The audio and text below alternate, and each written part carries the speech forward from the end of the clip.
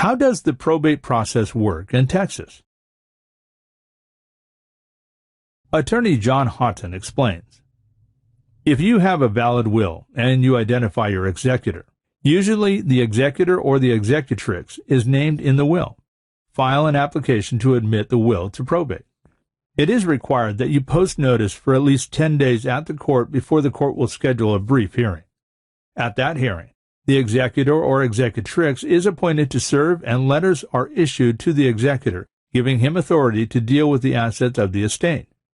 After the appointment of the executor, you must send notice to creditors and to anyone who is a beneficiary or a potential beneficiary under the will. An inventory is prepared and approved by the court. The inventory is a list of all the property and the value of the property in the estate at the time of the death of the decedent. Once the executor is appointed, we file a notice with the IRS, and notices are sent to known creditors, otherwise referred to as a 120-day letter. If the creditor doesn't respond with an appropriate notice of claim in that time period, the claim is waived. Once all assets are collected, valid debts are paid, and distributions are made, we can close the estate, though it is not required, and in some cases, not recommended. Usually that process takes from 6 months to 1 year. It is a good idea to provide enough time for anyone who wants to make a claim to make it.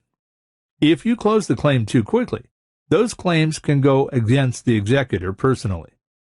If there is no will, the probate process is a bit more complicated, but it's not unduly burdensome.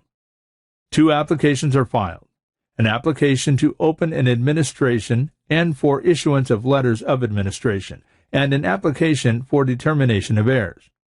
Because we do not have a will, the court must make a determination on the record of the heirs and how the property will be distributed. From this point forward, the process is very similar to the process with a will. In probates with a will and without a will, we can usually get estates open which are independent administrations. That means the administrator or the executor can take care of all the duties without the court overseeing the process, with the exception of issuing letters and approving the inventory.